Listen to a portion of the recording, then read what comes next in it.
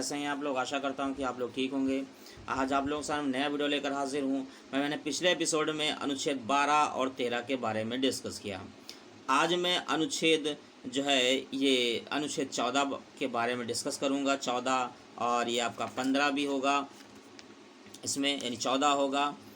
अब हम इसके बारे में थोड़ा सा डिस्कस करेंगे। और ये टॉपिक आज का है समता का अधिकार, समानता का अधिकार और विधि के समक्ष समता तथा विधियों का समान संरक्षण।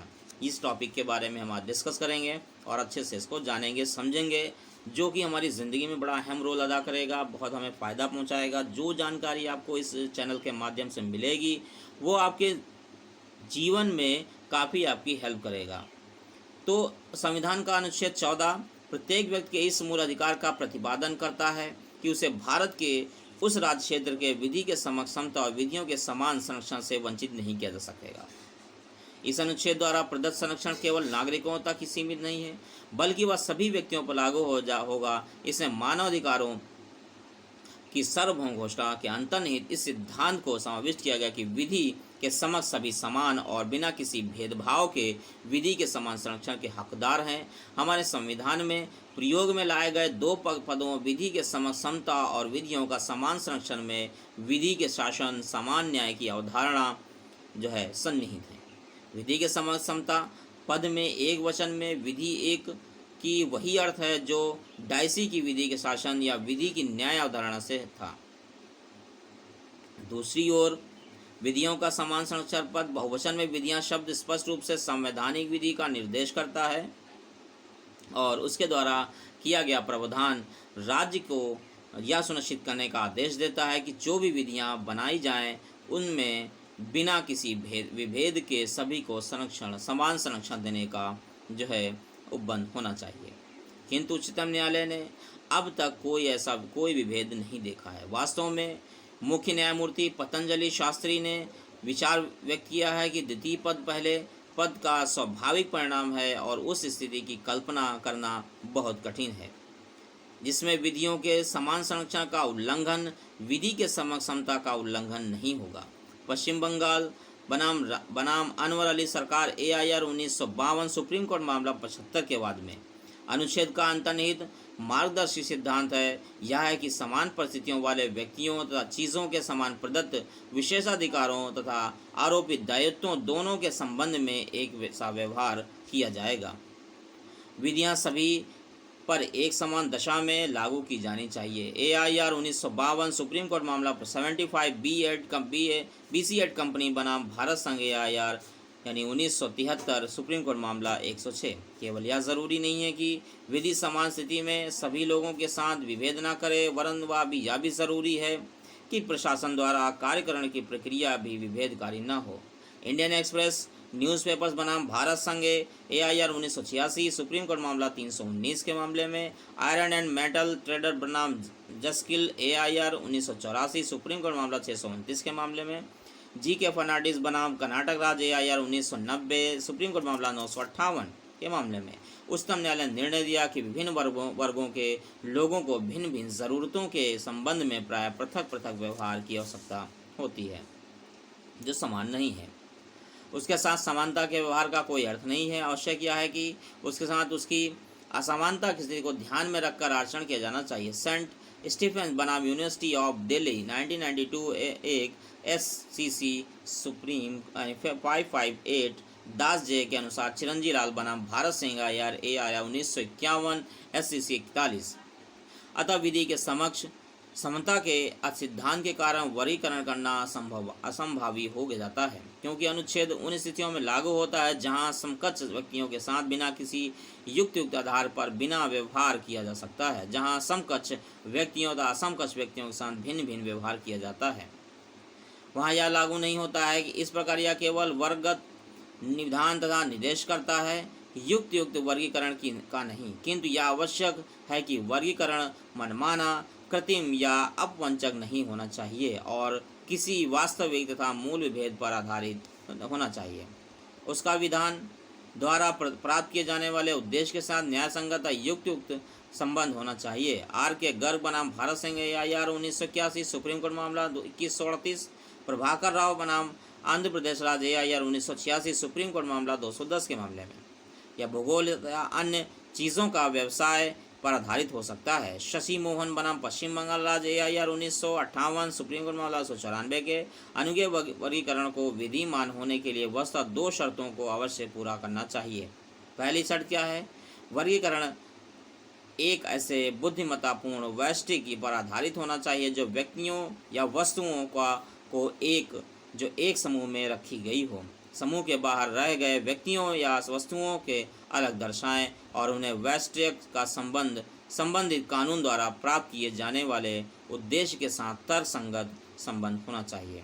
पश्चिम बंगाल राज्य बनाम अनवर अली सरकार AIR 1952 सुप्रीम कोर्ट मामला 75 न्यायमूर्ति दास। उसके बाद से अनेक मामलों में इस कसौटी का अनुसरण किया गया, जैसे चिरंजी लाल बनाम भारत संघ AIR 1951 सुप्रीम कोर्ट मामला 41, बुढ़न चौधरी बनाम राज्य AIR 1955 सुप्रीम कोर्ट मामला 191, रामकृष्ण डालमिया बनाम न्यायमूर्ति तेंदुलकर 1978 सुप्रीम कोर्ट मामला 538, प्रबोध वर्मा बनाम उत्तर प्रदेश राज्य 1984 और SCC 251, आत्म प्रकाश बनाम हरियाणा राज्य AIR 1986 सुप्रीम कोर्ट मामला 859, राज्यपाल शर्मा बनाम हरियाणा राज्य 1985 सप्ली SCC 72 और 75।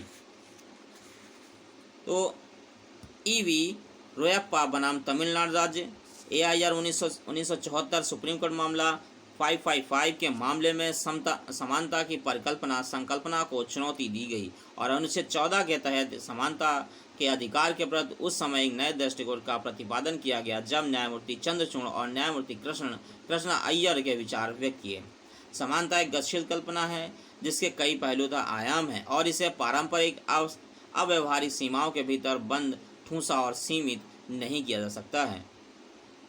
प्रत्यक्षवादी दृष्टिकोण से समानता निरंकुशता के प्रतिकूल है। वास्तव में समानता और निरंकुशता एक दूसरे के कट्टर शत्रु हैं। एक का संबंध किसी गणराज्य के विधि के शासन से होता है, जबकि दूसरे का संबंध एक निरंकुश राज्य की सनक तथा मनमानेपन से होता है। जब कोई मनमाना होता है, वहाँ उसका अंतर्निहित अर्थ यह होता है कि राज्य तर्क व संवैधानिक विधि दोनों तो बेमेल हैं, इसलिए अनुच्छेद 14 का उल्लंघन है। न्यायमूर्ति PN भगवती के इस दृष्टिकोण से सहमति प्रकट करते हुए अपनी ओर से न्यायमूर्ति कृष्ण अय्यर की ओर विचार व्यक्त किया। अनुच्छेद 14 एक महत्वपूर्ण सिद्धांत का प्रतिपादन किया गया जो हमारी गणतंत्रात्मक शासन प्रणाली का मूल आधार है और जो वर्गविहीन समतावादी सामाजिक आर्थिक व्यवस्था के लक्ष्य की दिशा में एक प्रकाश स्तंभ की तरह चमकता है, जिसके निर्माण के लिए हमने अपने आप से उस समय तक वादा किया है जब हमने अपने संविधान को अंगीकृत किया। यदि हमें समानता के सिद्धांत के प्रति कट्टर आस्था कमजोर निष्ठा के बीच चयन करना पड़े तो हम निसंकोच कमजोर निष्ठा की बजाय कट्टर आस्था को तरजीह देंगे। उन्होंने यह भी कहा, समानता संबंधी खंड का आशय वास्तविक यथार्थ विषमताओं और विधायिका की मनमानी तथा निरंकुश कार्यवाहियों पर प्रहार करना है। विधायी समानता या कार्यपालिका विभेद में पूर्वाग्रह के सूक्ष्म अंतर कठोरता के समक्ष भेद और सैद्धांतिक संभावनाओं को बढ़ा चढ़ाकर पेश करना समानता संबंधी खंड के उद्देश्य तथा आशय के प्रतिकूल होता है। M छगनलाल बनाम ग्रेटर बम्बई नगरपालिका AIR 1974 सुप्रीम कोर्ट मामला 2009 सुप्रीम कोर्ट मामला 2009 2029 2000 और 2039। बाद के निर्णय में मेनका गांधी बनाम भारत राज्य संघ AIR SCC 597, रमन दयानाम शेट्टी बनाम अंतर्राष्ट्रीय विमानपत्तन प्राधिकरण AIR 1979 और SC 1628 और अजय हासिया बनाम Khalid Mujeed AIR 1981 supreme court मामला 487। अनुच्छेद 14 के प्रति न्यायमूर्ति भगवती का दृष्टिकोण और स्पष्ट हो गया कि जिनका न्यायालय की संविधान पीठ के सर्वसम्मति से निर्णय निम्नलिखित शब्दों में अनुमोदन किया गया। अब इस बात को अच्छी तरह से तय मान लेना चाहिए कि अनुच्छेद 14 किस चीज़ पर प्रहार करता है, वह निरंकुशता, क्योंकि जो कार्यवाही निरंकुश है उसमें समानता का अभाव होना जरूरी है।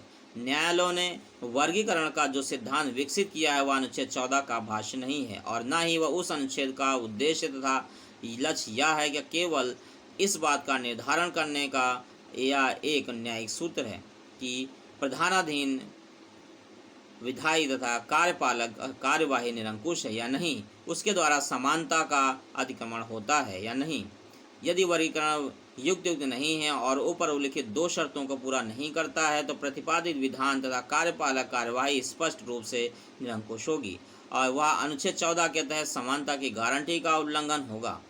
इसलिए या जहाँ कहीं भी राज्य की कार्यवाही में, चाहे वह विधायी या कार्यपालक हो, अनुच्छेद 12 के अंतर्गत किसी प्राधिकारी द्वारा की गई निरंकुशता होती है तो अनुच्छेद 14 तुरंत सक्रिय हो जाएगा और राज्य की ऐसी कार्यवाही को रद्द कर देगा, जैसे सुप्रीम कोर्ट मामला 1981 और 400 AIR 1981 और सुप्रीम कोर्ट मामला 487।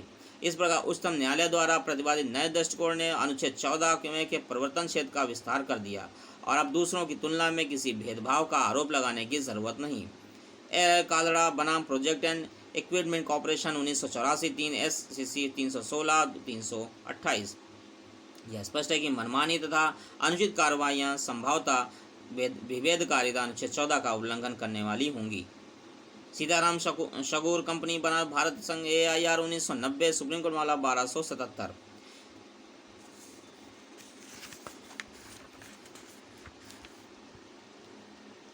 अगर ये आपको हमारी वीडियो अच्छी लगे तो इस वीडियो को ज़्यादा से ज़्यादा शेयर करें, लाइक करें। हमारे चैनल पर नए हो तो हमारे चैनल को सब्सक्राइब करें।